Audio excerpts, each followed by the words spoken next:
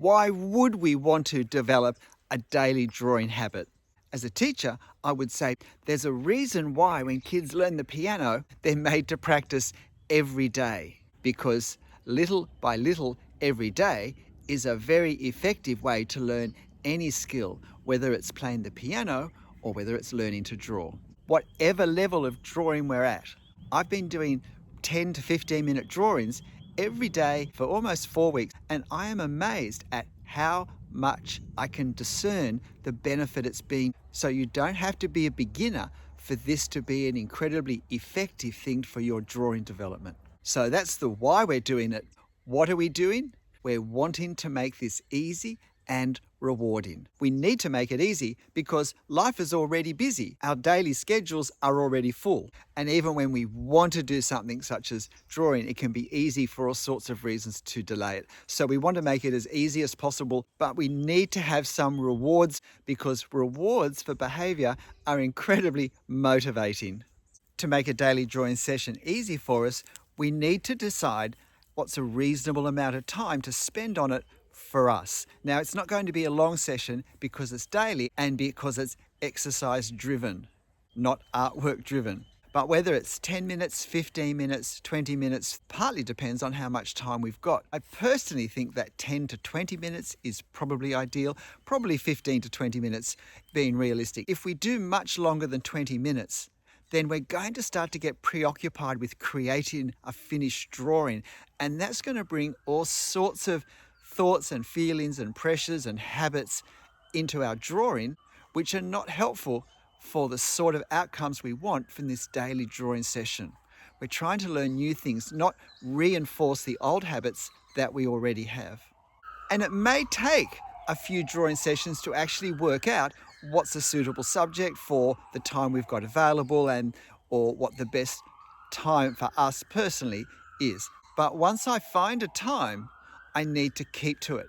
I need to not let myself go over, because part of the benefit that we get from this is sticking to the same time slot, both for the way that impacts how we think and how we draw, and therefore the skills we learn in that time, and also because if it becomes slowly longer and longer and longer, at some point it's going to become burdensome and feel like too much trouble, or that we don't have enough time. It's going to start to clash with other things too much, and it will give us a reason to stop. We need to preserve the daily exercise. Now, clearly, as well as choosing how long this session is going to be, I need to choose when it's going to be. We need to put it into a regular slot in our schedule so that when that slot comes up, we know that's what we're doing. And it really needs to be in our weekday schedule. Firstly, because that's actually 5 days instead of 2. Secondly, because our weekdays normally have more routine in them anyway, and therefore it's easier to slot a routine in to an existing routine than on days where the routine really can vary very remarkably. And I think psychologically, if we make it during the week, the week really is our core life stuff. We're saying my drawing, my art is part of my core life. And it doesn't matter when the time is. It can be before breakfast, it can be with morning coffee, it can be lunchtime at work, it could be when I get home, it could be after dinner, after I've stacked the dishwasher. But once we choose it, it should be something that becomes not easily changed. And again, if we want to make it easy to do daily drawing, we want to have a set place. We want to have a spot that's large enough for us to work, where there is adequate lighting, not adequate, there is good lighting already set up, where we've got room to keep whatever art supplies we need there. And might I add, only the art supplies we're going to need there. We really want to streamline how this looks, how this operates, and what we need. I just spotted these lovely long shadows that I don't recall having seen before, so I thought I'd try and get them in the camera shot. A very obvious part of making this quick and easy to start with is this next point, and that's to make sure we have a supply of reference material ready, printed off or ready to access digitally, whatever, before I sit down to draw, and I need to know which one I'm going to draw from the word go. I don't have time to start flicking through will I do this one or this one? I draw the one that the night before I've decided to draw. But the preference is that I have 3, 4, 5, 6, 10 stacked up already. Whatever happens when I sit down to draw, I'm drawing immediately. No need to debate whether I will or won't because it's in my routine. There's somewhere to go straight away. Everything I need is already here. I just need to sit down and start, because it's the starting time which often is where we get derailed from drawing. This next one perhaps isn't quite as obvious, but it's when I sit down to draw. If I've got, say, 15 minutes, then from the word go, I need to draw the sort of drawing I can draw in those 15 minutes. If I persevere with drawing in a way that enables me to capture something of my reference in 15 minutes, then I'm not just going to be learning skills or improving skills. I'm almost certainly going to be developing a whole new way of drawing, a new drawing style, a far more gestural way of drawing, a more simplified way of drawing. Is going to force me to be less literal of my reference, with fast decisions, just going for the main grab, and often creating, from a graphic point of view, a far more arresting and dramatic result. If we want to learn new things, it only happens when we change what we're doing. If we keep doing the same thing over and over again, we're likely to get the same results. But a faster drawing is a wonderful opportunity to develop confidence, the ability to start more easily, to not be so concerned about things that aren't perfect, but just to go with them, and also learning the beauty of marks that are more brisk and yet still controlled. This next one might upset a few of you, but daily drawing exercises, no eraser. Whether you're drawing in pencil or pen, no eraser. See, we don't need to remove anything when we're doing a drawing, learning, practice, exercise, improvement thing. We're not producing finished drawings. These are learning exercises, and we don't have much time, so we don't want to waste time erasing lines, drawing them again, having to, is that perfect or not? Oh, it could be a little bit straighter, and we erase it 3 times to bring a line that was very close to being correct into perfection, but of course it's taken a third of our drawing time to both work out what's happening, what we need to do, and then to do it with the eraser and redrawing and so forth. Because we're trying to get away from a it has to be perfect mindset. Breaking perfectionism may be one of the most important things that will happen from these daily drawing exercises, because the environment they create is one that perfectionism can't exist in, because there's not time or room for it. And can I say, if I draw a wrong line and immediately now I think that's not right, and I go to draw the correct line, seeing the wrong line where it is helps me, because I can reference off that. I can see, is it too high, too low, by a lot, by a little bit, does it bend? All of those things give me reference points in my head and on the paper for how I need to draw that line now to have it in the right place. So it becomes much faster and much easier to put the line in the right place. And it doesn't matter that the other line is still there at the end of the drawing. This next point, in my 10, 15, 20-minute daily drawing session, I need to make sure I get to the end of every drawing. I need to finish the drawing, and I need to finish it with whatever limitations the time gives me. Because this is one of the ways I learn to juggle the demands of time limit with reference difficulty, with demands of the reference, and with the drawing style I develop and the degree of simplification I do, and the effects I can create and how I can create them. All of these things, when the, if you like, external parameters are the same, can swirl around and develop very consistently and rapidly. And this is when we start to get the real improvement in what we can draw. But if half my drawings I never finish, then I lose such an important part of the consistency, and I'm able to do things very differently some days when I'm only going to do half a drawing or a third of a drawing, to on days where I might actually finish them in the same time period.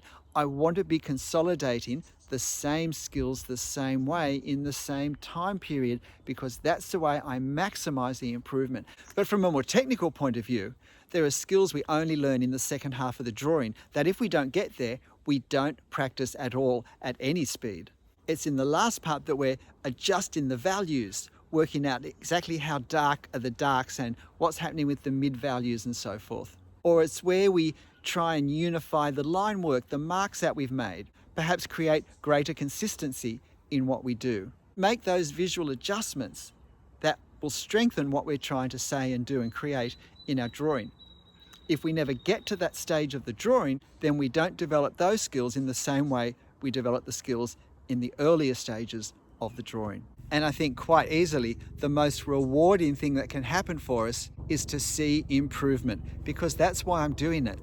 If I'm drawing, of course I want to learn to draw better, because we're never able to realize what we're feeling, what we're seeing in our head. But the more our skill development happens, all the skills, not just the pen on the paper ones, but the observation and the creative thinking and the choosing what sort of marks I can put on the paper to create what I'm thinking, feeling, wanting, the more practice we get at that, the better we will become at it. But in my experience, it's not so much the skill level that's been the really transformative thing as the confidence level, as the confidence in starting with pen and just going out and being a little bit bolder.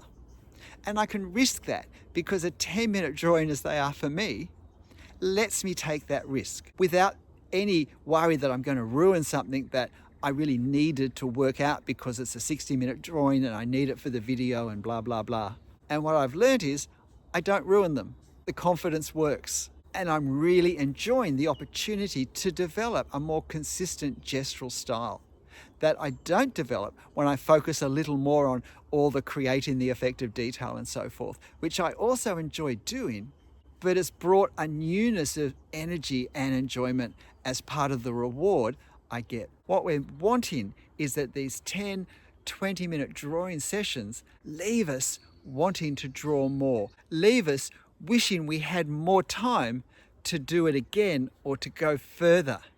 And I think it's really important that we don't. Now, of course, I don't mean we can't draw again, but I think we need to keep these drawing improvement sessions separate from our drawing time, because they're not so much drawing as exercises. It's like training for sport, not actually doing the sport. And once I start to mess with the routine and with the model, then I start to draw for longer and longer. I lose perhaps the brisk gestural nature of my line work, which has excited me. I start to fall back into the ways I drew when I always just took however long I needed to do whatever I decided I wanted to do.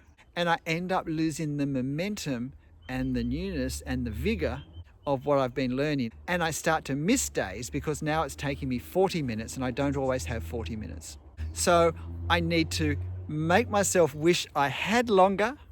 But then even if I do, I have to make sure I don't take longer unless I decide to make every day 20 minutes or 30 minutes. That's okay, because that then becomes my routine. Then I can create more gestural drawings of more complex subjects, but with the same gestural vigor.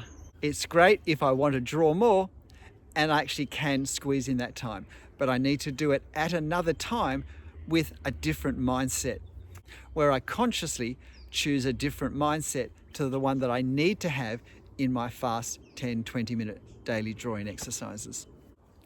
G'day. G'day. I'm Stephen Travers. I hope you found this interesting. Please hit the like button if you did. And if you haven't ever tried this, if you've never thought of drawing as something that actually is like learning the piano, we're actually using shorter periods of time as much for skill development as for creating drawings, could actually be not just a helpful thing, but a total game-changing thing for us, then why not give it a go?